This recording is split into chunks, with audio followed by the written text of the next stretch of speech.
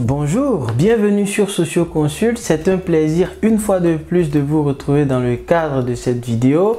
Aujourd'hui, on va parler d'un grand sociologue. On va parler d'Erving Goffman. Erving Goffman fait partie de ces grands sociologues qui ont construit ce qu'on appelle l'école de Chicago. C'est un courant de pensée qui s'est développé aux États-Unis et qui a travaillé sur les questions interethniques, la délinquance et aussi de la déviance. Avec Howard Baker, Erving Goffman a contribué à mettre en place la théorie de l'interactionnisme symbolique, qui est une théorie qui part du postulat selon lequel la réalité sociale se trouve dans les interactions physiques et symboliques des individus vivant dans une même société. Pour en revenir à Erving Goffman, aujourd'hui nous allons exclusivement parler de ces deux concepts qu'il a développés, le concept d'identité sociale virtuelle et le concept d'identité sociale réelle.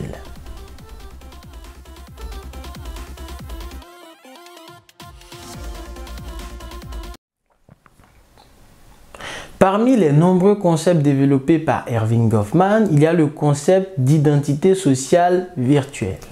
Pour Goffman, l'identité sociale virtuelle, c'est l'identité que la société nous octroie à travers ses normes et ses valeurs. Prenons un exemple.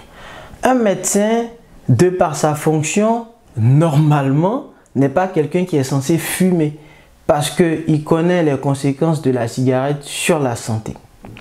Et donc, en tant que médecin, l'identité sociale virtuelle du médecin serait que le médecin ne fume absolument pas, ce qui n'est pas forcément le cas.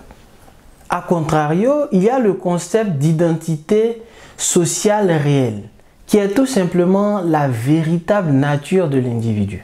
Pour revenir sur l'exemple du médecin, l'identité sociale réelle d'un médecin serait qu'il soit un gros fumeur. Mais bien sûr, il ne va pas le faire aux yeux de tous. Il va vraiment fumer dans sa sphère privée parce qu'il sait pertinemment que sa fonction lui impose un certain nombre de comportements socialement admis. Ainsi, ces deux concepts ont été inscrits dans une approche sociologique, l'approche de l'interactionnisme symbolique. Et donc, quand on est sociologue appartenant à ce courant de pensée ou lorsqu'on mobilise ce courant de pensée dans sa recherche, il faut faire très attention à tout ce qui est identité réelle et virtuelle des individus. C'est juste dire qu'en société, les hommes se comporteront comme la société veut qu'ils se comportent. Et donc un médecin dans la rue ne fumera jamais parce qu'il sait que par rapport à sa profession de médecin, il n'a pas le droit de fumer parce qu'il renvoie un mauvais exemple à ses patients.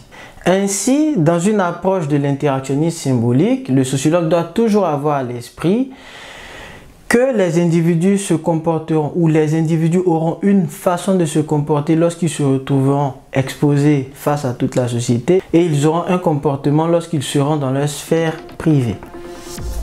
En somme, Erving Goffman a développé de nombreux concepts, parmi lesquels ceux qu'on a abordés aujourd'hui, en l'occurrence le concept d'identité sociale réelle et le concept d'identité sociale virtuelle.